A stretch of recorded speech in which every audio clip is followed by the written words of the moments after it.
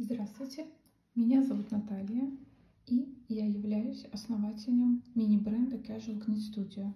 Я занимаюсь тем, что я разрабатываю модели вязаной одежды, в основном для женщин, и пишу для них описание. Сейчас я хочу показать, как нужно сделать плечевой шов на кардигане. Это вспомогательное видео для паттерна Diamond Lace Cardigan. Здесь у нас имеется спинка кардигана и полочка, правая полочка кардигана. Для того, чтобы сшить, нам потребуется игла и нить. Длина нити должна быть тройной длиной того отрезка, который мы будем сшивать. Это планка, которая вязалась вместе с полотном, и когда полочка была закончена, открытые петли планки были перенесены временно на булавку, чтобы потом продолжить ее вязать и соединить со спинкой. Для того, чтобы сделать плечевой шов, нам нужно работать с последним рядом петель на полочке и на спинке. И полочка и спинка повернуты к нам лицевой стороной. Сначала нужно с краю зайти в центр крайней петли снизу вверх. Вот крайняя петля, и нужно зайти в нее снизу вверх в центр этой петли, просунуть иглу. Далее на противоположной стороне на спинке начинаем работать тоже с крайней петли, и нам нужно здесь подобрать две ножки петель. То есть мы берем одну ножку одной петли, вот идет колонка петель лицевых, это крайняя ножка этой петли, и здесь идет следующая колонна петель. Получается, что мы берем одну ножку одной петли и одну ножку второй петли, и у нас на спице получается две ножки. Просовываем иглу под ними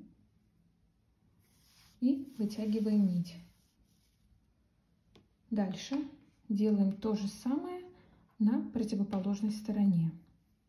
Здесь у нас тоже две петли, одна и вторая. Отсюда у нас нить выходила до этого, и теперь нам нужно сверху вниз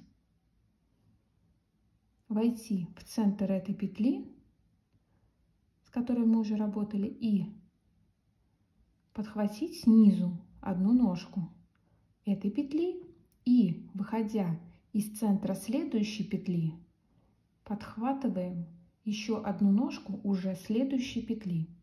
И у нас на спице появляются тоже две ножки, и они образуют вот такую вот букву В латинскую.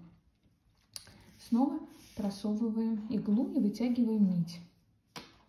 Далее с этой стороны, с этой ножкой этой петли мы работали, значит работаем со следующей.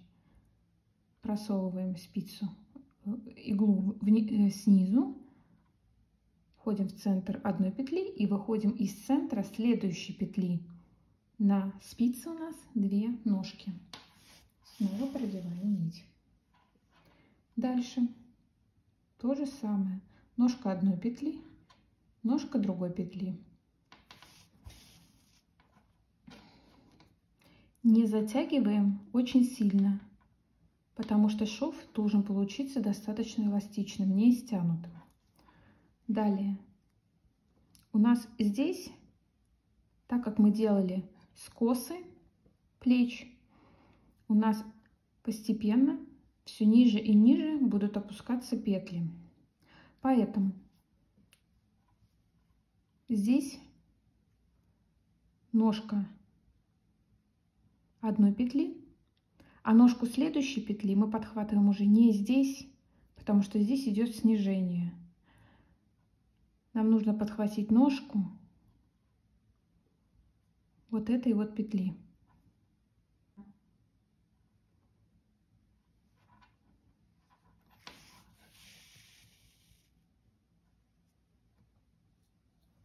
Далее переходим к другой стороне.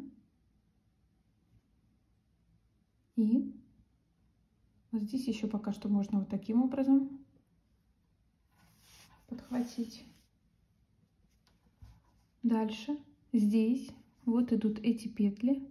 Это колонна этих петелек. С этой ножкой мы работали.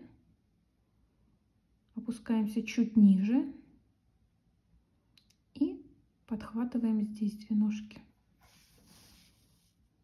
И здесь то же самое.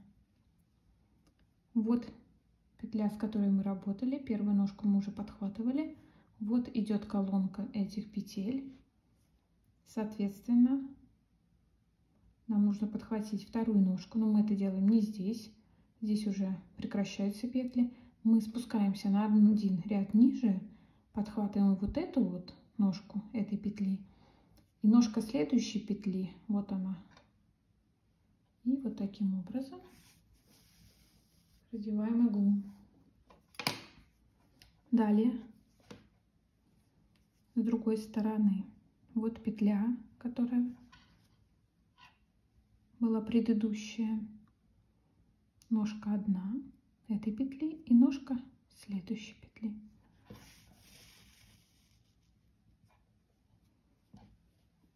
Здесь еще важно, когда вы сшиваете полотно, где имеется какой-то узор, чтобы узор совпадал.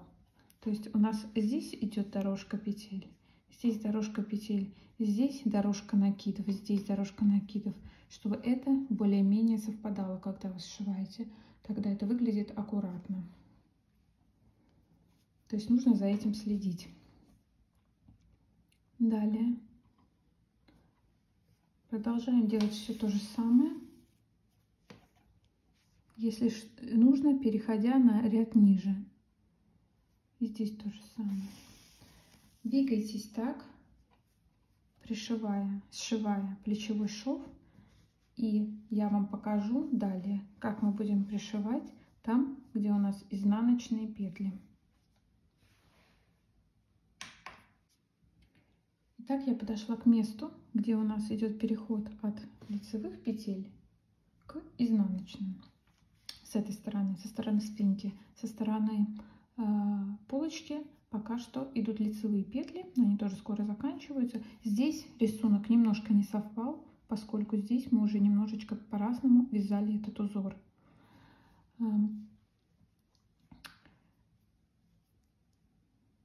Здесь у меня последняя петля была из этой колонки, соответственно, здесь у меня идет ножка отсюда и ножка эта. Так, далее здесь подхватываем две ножки, как обычно. И далее у нас идут дальше изнаночные петли. Но вот эти вот бороздки изнаночных петель, они соединяются точно такими же, в общем-то, перемычками, ножками этих петель. И мы работаем точно так же. Вот, подхватывая снова две ножки. Далее здесь мы можем еще вот так вот сделать. Дальше смотрим. Вот у нас, вот они, следующие две. Далее здесь у нас идет смещение петель вниз, потому что здесь, видите, у нас был переход. Здесь мы делали скос плеча. Здесь мы закрывали петли. Получается, что здесь вот мы уже тоже переходим, вернее даже уже, да, здесь переходим на изнаночные петли. И вот здесь получается таким образом. Далее смотрим дальше. Здесь у нас тоже уже идет смещение, потому что у этой петли эта ножка, она вот здесь, но уже дальше ничего не подхватить. Значит, мы спускаемся на один ряд ниже и берем вот эти. Вот эти петли здесь идут. Эту мы уже отработали. Соответственно, следующая, она вот эта. И еще одна от следующей петли. Далее здесь все то же самое. Снова здесь у нас петли не будет. Соответственно, на одну ниже, вот сюда и вот эти вот две перемычки. Далее здесь тоже уже все закончилось. Мы идем вот здесь, берем две перемычки. Так вот сшиваются изнаночные. И тут идет переход. Снова были изнаночные петли и стали лицевые. Вот перемычка, ножка изнаночной петли. И здесь уже первая ножка лицевой петли.